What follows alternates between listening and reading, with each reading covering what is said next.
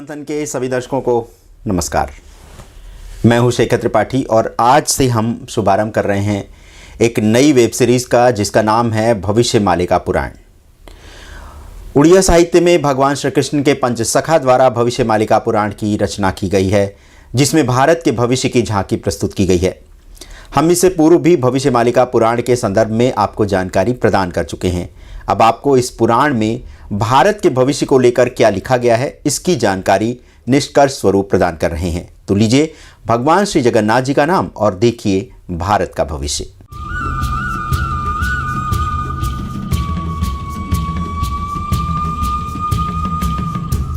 तो इस भविष्यमालिका पुराण के अनुसार कलयुग का समय अब समाप्त हो चुका है। कलयुग के समापन पर ओडिशा के राजा का नाम ठाकुर दिव्य सिंह देव महाराज होगा एवं प्रधानमंत्री श्री नरेंद्र मोदी ही भारत के अंतिम प्रधानमंत्री होंगे। मोदी के शासन के पश्चात कल्कि युग का आरंभ हो जाएगा। जैसा कि भविष्यमालिका के रचयिता श्री अच्युतानंद ने लिखा है कि भारत के अंतिम शासक एक योगी होंगे एवं उनकी कोई संतान नहीं होगी। वे ब्रह्मचारी की भांति कार्य करेंगे एवं भारत में विकास के ऐसे कार्य करेंगे जो कि आज तक कोई नहीं कर सका। वे शाकाहारी आहार ग्रहण करेंगे। मोदी जी जिस प्रकार से कार्य कर रहे हैं, उससे भविष्यमालिका ग्रंथ में लिखी बातें सत्य प्रमाणित सिद्ध हो रही हैं। जिस प्रकार से भारतीय प्राचीन विद्या योग को मोदी जी ने संसार में प्रतिष्ठित किया है, उससे पुराण में लिखी सभी बातें सत्य प्रतीत होती लग रही हैं। पुराण के अनुसार मोदी ही भारत के सर्वश्रेष्ठ प्रधानमंत्री रहेंगे और उनके बाद कोई भी इस पद पर आसीन नहीं हो सकेगा।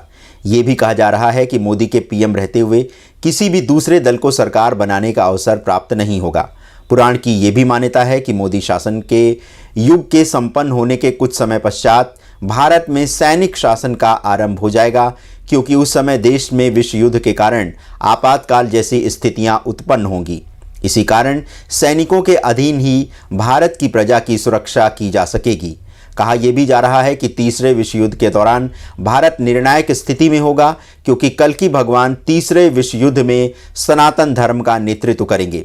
इसी के पश्चात सारे संसार में सनातन धर्म की प्रतिष्ठा होगी एवं पूरा संसार सनातन धर्मी हो जाएगा।